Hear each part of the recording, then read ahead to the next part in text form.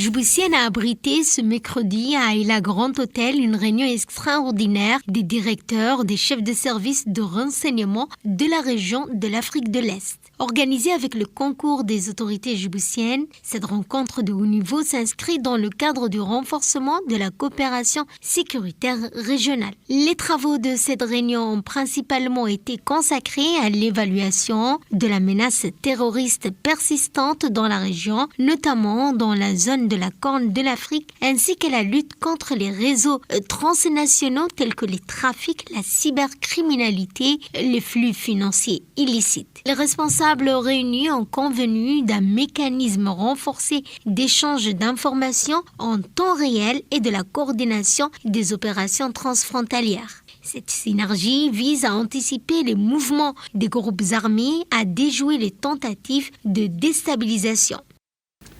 Notre région est un espace dynamique, riche de potentialités, mais elle fait également face à des défis transversaux de plus en plus complexes.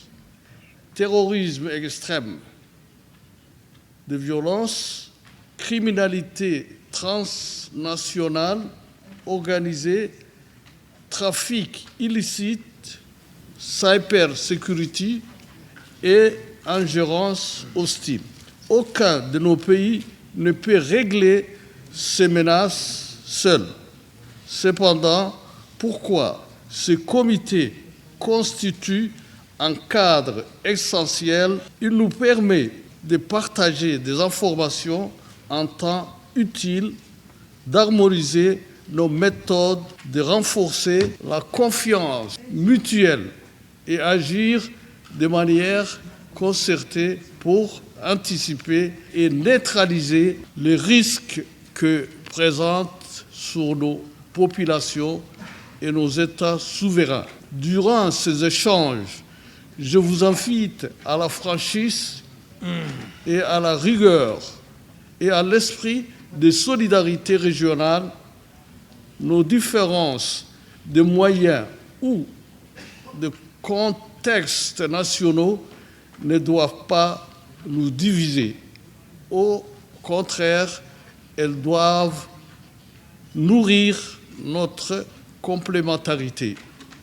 Nous nous réunissons alors que notre région de l'Afrique de l'Est fait face à des défis multiformes, mouvants et interconnectés.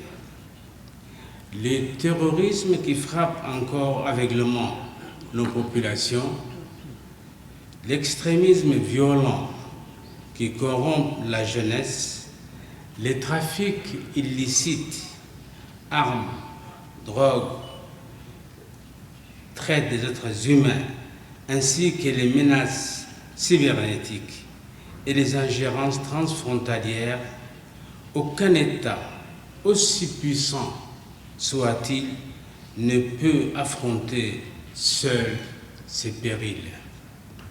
Djibouti, terre d'accueil des bases militaires étrangères et membre actif des brigades, connaît mieux que personne l'impératif de la coopération régionale. Nos mers, nos déserts et nos villes sont traversés par les mêmes réseaux.